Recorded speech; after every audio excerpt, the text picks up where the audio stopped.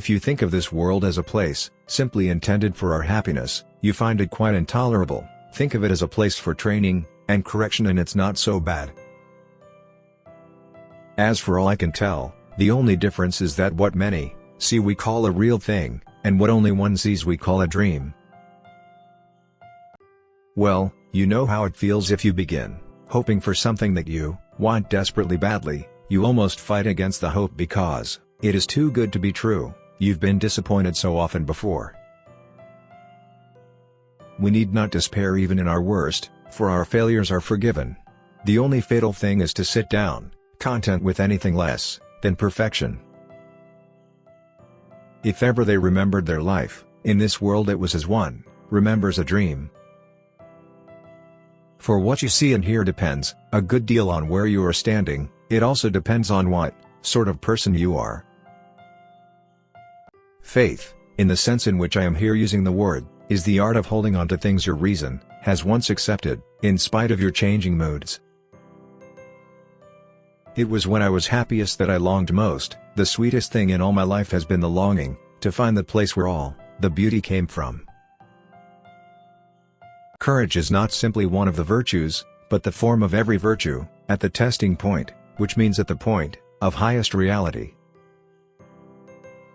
The pain I feel now is the happiness I had before. That's the deal. If I find in myself desires which nothing in this world can satisfy, the only logical explanation is that I was made for another world. Now the trouble about trying to make yourself stupider than you really are is that you very often succeed.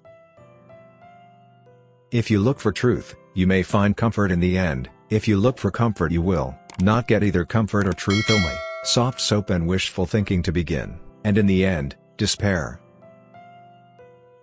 A proud man is always looking down on things and people, and, of course, as long as you are looking down, you cannot see something that is above you.